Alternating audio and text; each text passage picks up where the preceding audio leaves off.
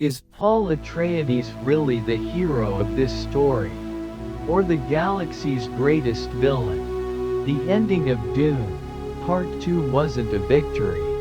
It was a warning.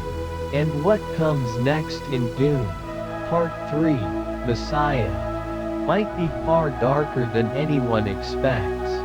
Let's break down what the ending truly means, and why Paul's destiny is actually a nightmare in disguise. Setting the stage, at the end of Dune Part 2, Paul Atreides achieves everything he wanted. He defeats his enemies. He takes control of Arrakis. He becomes emperor in all but name.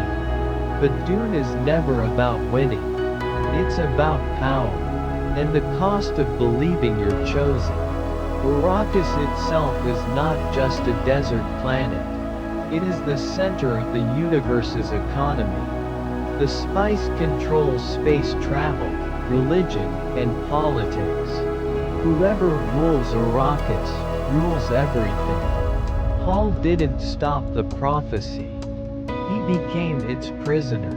And that's the trap the story sets. Paul's final choice.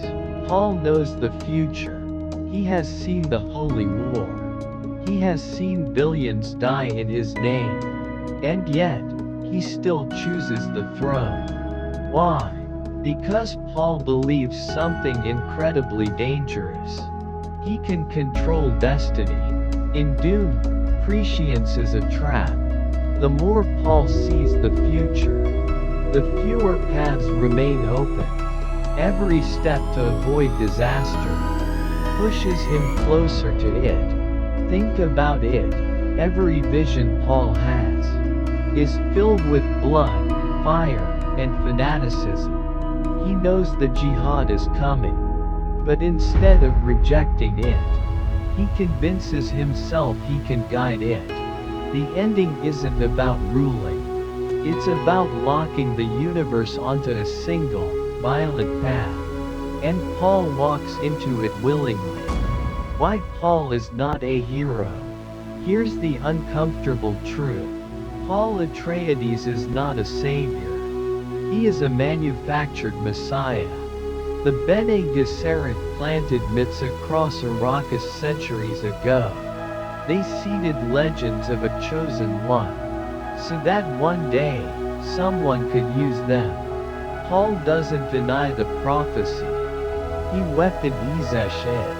He turns faith into a tool. By the end, he asks not if the prophecy is right, but how to use it most effectively. That's the birth of a tyrant, and that's why the story feels so unsettling. Because the people believe they are free, when in reality, they are following a script written long before. The true meaning of the ending. Final scenes feel triumphant, but look closer.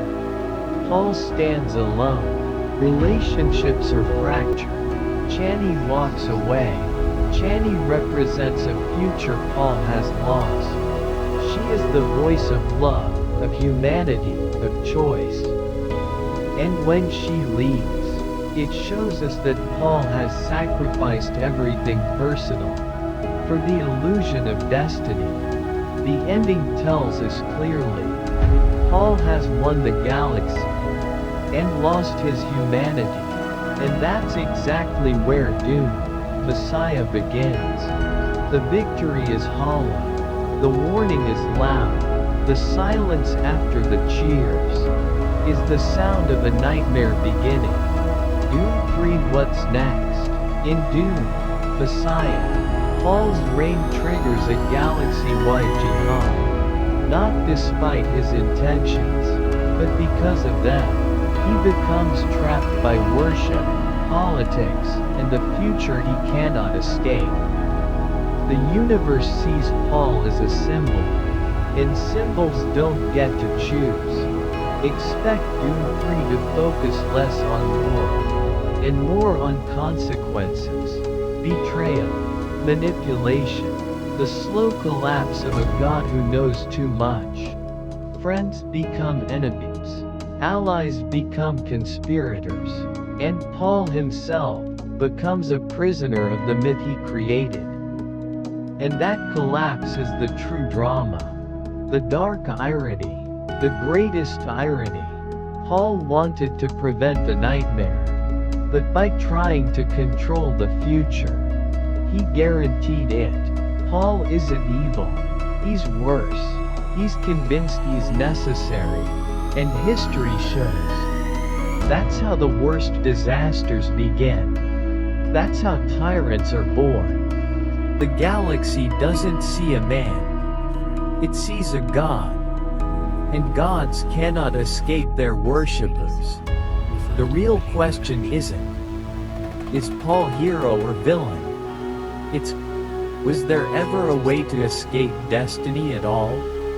Let me know your thoughts in the comments. And if you want a deeper breakdown of Dune Messiah, stay tuned.